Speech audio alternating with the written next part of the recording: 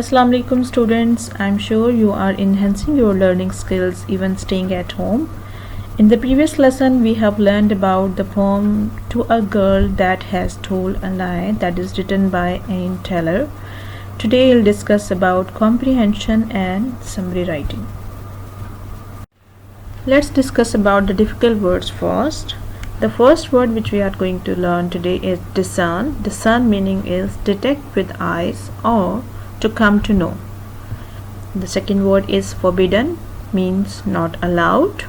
Falsehood means practice of lying or saying some untrue statements. Gladsome meaning is showing or giving joy.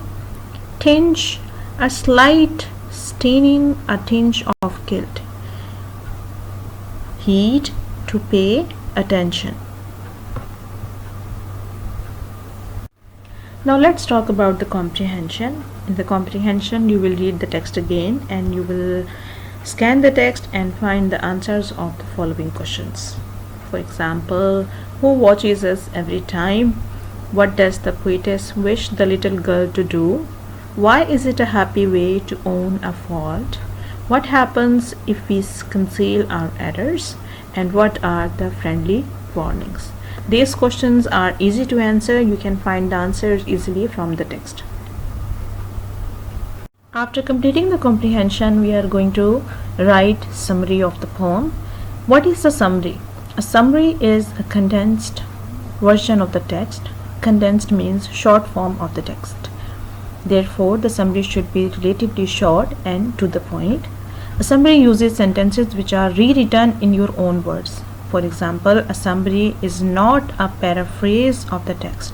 Sentences should not be copied word to word from the text. You should write it in your own words. Now let's review tools for writing a summary. Number 1, read the poem carefully.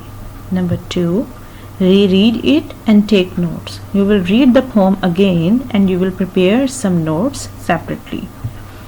Then think of the main events and main characters of the poem. You will make a list of all the events and characters of the poem that are highlighted. Then write your summary. It should consist of introduction, main body, and conclusion. Here is a draft for you for summary writing. You can understand it better. I have distributed this draft in 3 parts: topic sentence, main events, and conclusion. In the topic sentence, we write about the introduction of the author. In the main events, we write about the main incidents or actions of the poem. And in the conclusion, we write about the message which is given by the poet. Anne Taylor is a children's author. She teaches good values. She advises a girl who has told a lie. She tells that God has created us and He is everywhere. God knows whatever we do. We should act properly. She says lie is forbidden, so never dare to disobey God. She suggests us not to hide and fear truth. We should own our faults. If we conceal our crimes, we shall feel weight in our hearts. In the conclusion, she advises us not to tell a lie.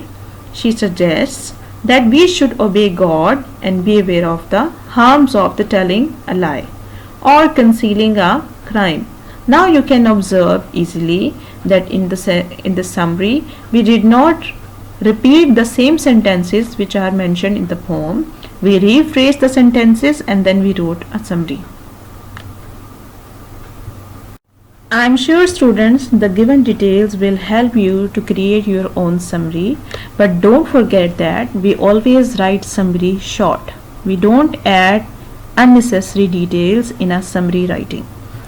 Hope to see you soon. Goodbye. Allah Hafiz.